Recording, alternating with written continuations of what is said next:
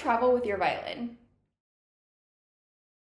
If we haven't met, hi, I'm Megan. I'm a violinist and teacher. I've been playing the violin for over 20 years. I have my bachelor's and master's degrees in violin performance, and I am Suzuki trained.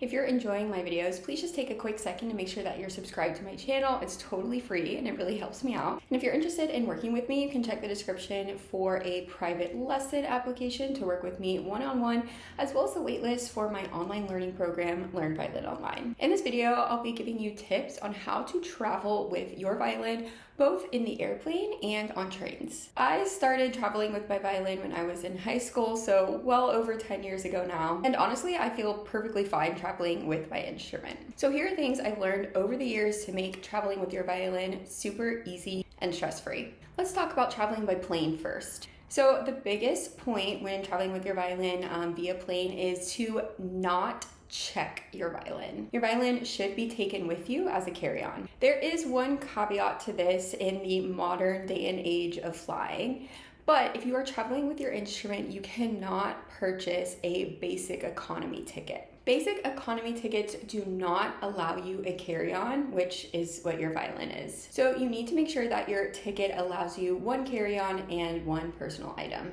The reason that we don't check our violins is obviously because they are very fragile and can be damaged easily. The people who work underneath the planes, I'm sure, are trying to just get the bags moving as quickly as possible and may not be handling them with the best care. I actually had a friend once check his bass out of pure necessity and it was broken on the flight.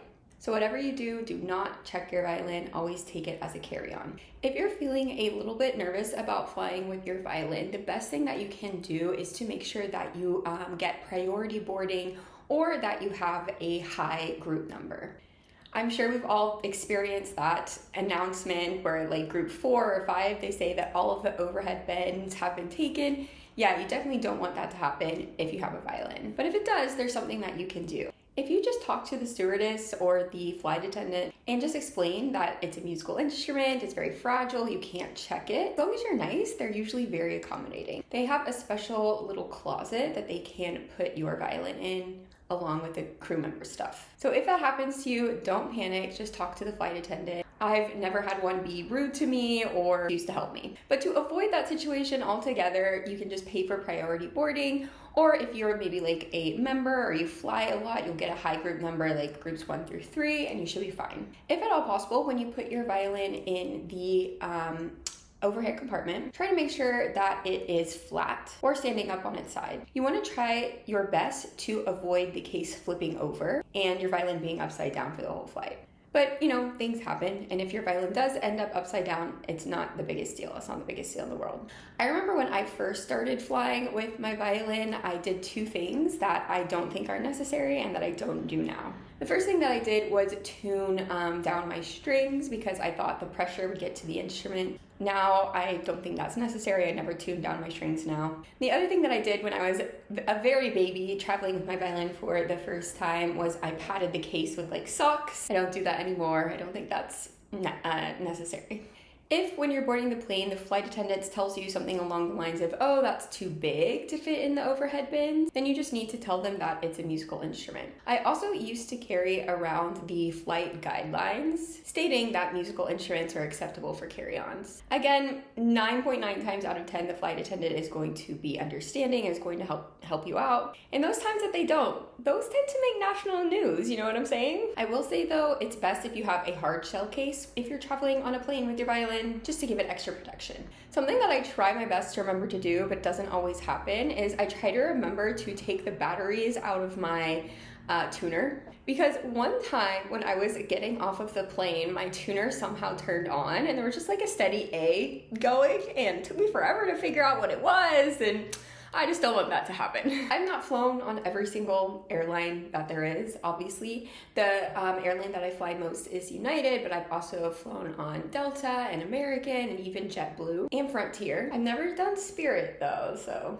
you know, you kind of fly at your own risk with that one. The biggest thing that you can do is just to be nice, to be kind, and just explain your situation. There's really no reason to be nervous.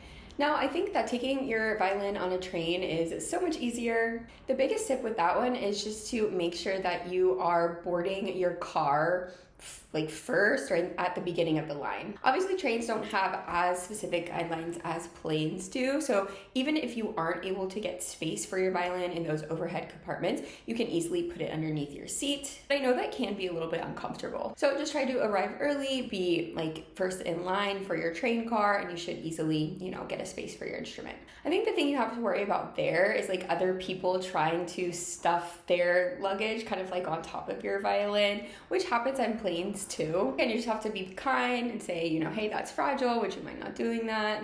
I swear, just being nice gets you so many places in the world. So that's how to travel with your violin. Leave a comment and let me know if you've ever had any horror stories traveling with your instrument. The one for me that stands out in my mind was I was in high school, I think, and maybe I was like a senior, so I was like 17, 18, and they ran out of space in the overhead bins. I was traveling with a friend who played viola, and they were able to take his viola and put it like in their special crew cabinet, but they didn't have room for my violin. So what I did was I put my violin underneath the seats and just covered my legs with a blanket. Somehow that worked. It was not very comfortable, but hey, I did not have to check it, and we made it there just fine. Thank you so much for watching, and please make sure you subscribe before you go.